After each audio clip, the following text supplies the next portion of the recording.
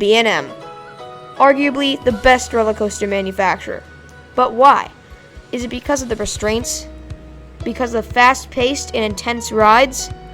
Or is it because of the amazing models of coasters that they have made? It's actually all of those. Fury 325, a B&M Giga coaster that opened in 2015 at Carowinds, is arguably the best coaster in the world. Do I think the same way, or is this ride overrated? This is my full review of Fury 325 at Carowinds.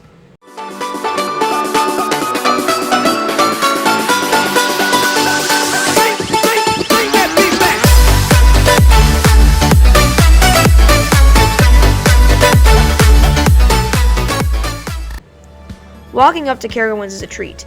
Not only does the modern entrance pop out and welcome everyone to the magnificent park, Fury 325 hauls right over the entrance walkway. As soon as guests get out of their vehicles, Fury 325 welcomes all the guests in possibly the best presented coaster. The 325-foot-tall drop whose shadow reaches over the entire city of Charlotte. The beautiful sky blue track twisting and turning over the rolling hills. The train flying by next to the ground and then diving underneath bystanders.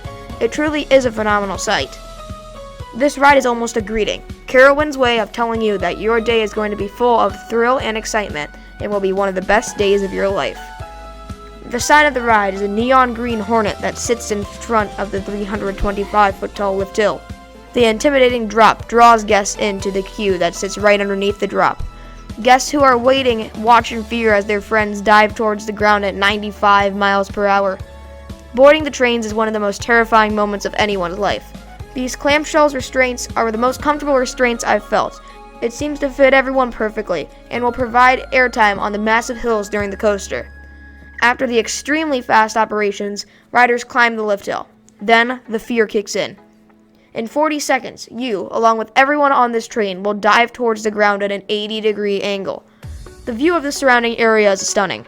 Everything around you looks like little bugs as you climb up higher and higher into the atmosphere. At nighttime, riders can even see planes in the sky, which truly is a beautiful sight. Then, the train crests the hill. After 5 whole seconds of airtime, which feels like an eternity, riders finally level out in an incredibly forceful valley. This next turn is the whippiest part of the ride. Riders are flung around like a rubber band in this crazy transition, which is as intense as a plane takeoff. This turn is a fast, head-ripping moment, which is one of the best parts of the ride. Riders dive down back to the ground in a few fast turns.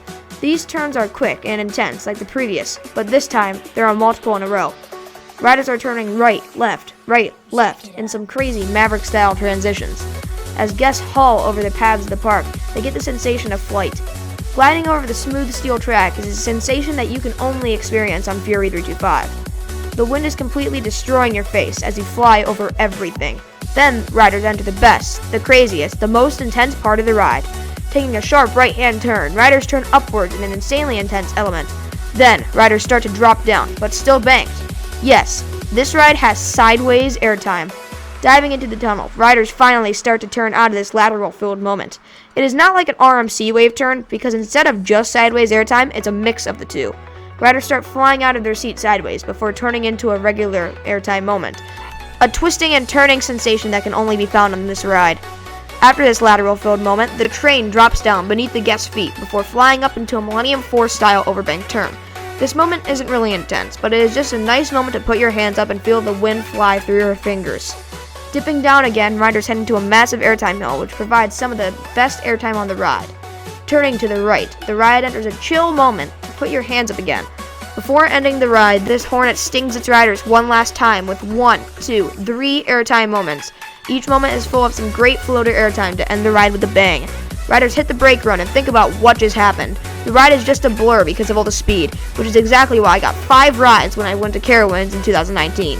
This ride is so fast that when it's over, riders are in shock. Let's fly into the categories. The first category is smoothness. 10 out of 10. This is the smoothest coaster I have ridden. If people say this ride has a rattle, they are 100% wrong, as this ride is incredibly smooth. It almost feels like you are riding on nothing because it is so smooth. Riders are just gliding along the track, not a bump or jerk to be found.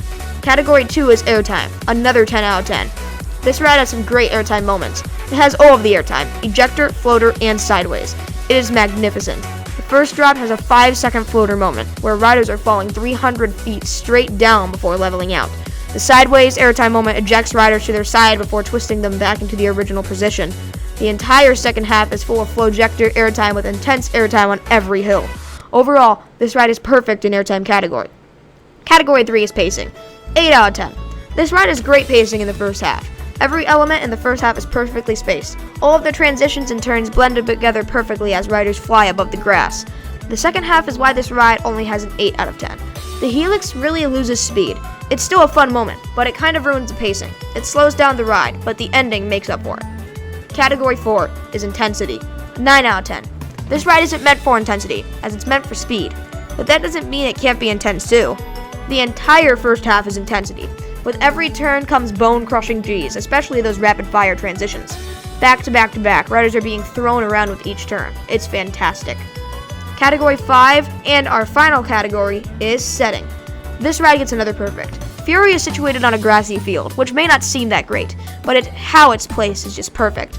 As soon as guests enter the park, this ride is on their side, saying hello by diving underneath and over the guests.